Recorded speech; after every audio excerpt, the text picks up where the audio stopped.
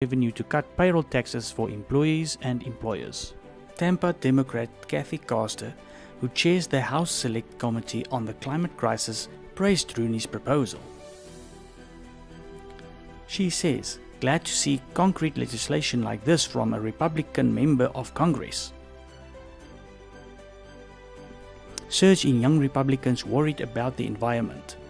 A growing majority of US Republicans, especially younger voters, are worried that human behavior is damaging the planet.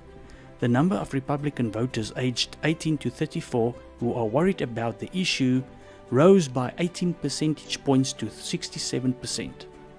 Quote, "If Donald Trump keeps on denying climate change and refrains from standing up for the environment, he won't be able to increase support." This isn't a fringe movement, this isn't a greenie issue, this isn't a lefty issue, this is a human issue.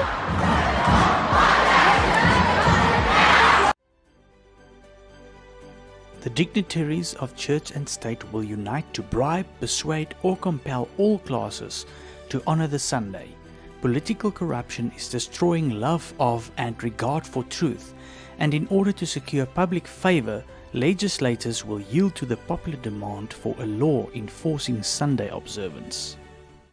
Well, I find these politics currently very interesting, and I put them into the category of Hegelian dialectic. Hegelian dialectic is when you place two opposites into an environment and you rub them up against each other so that eventually you get a synthesis. But you can't get a synthesis until the two opposites have been brought together. So the world has experienced the one extreme of secularism and liberalism, and now the world has gone or is going to the opposite stream of extreme conservatism, and society, depending on what side you are on, is screaming either for or against this issue. Right. And the louder they scream and the greater the conflict is, because that's how Hegelism works, you bring them together to a synthesis.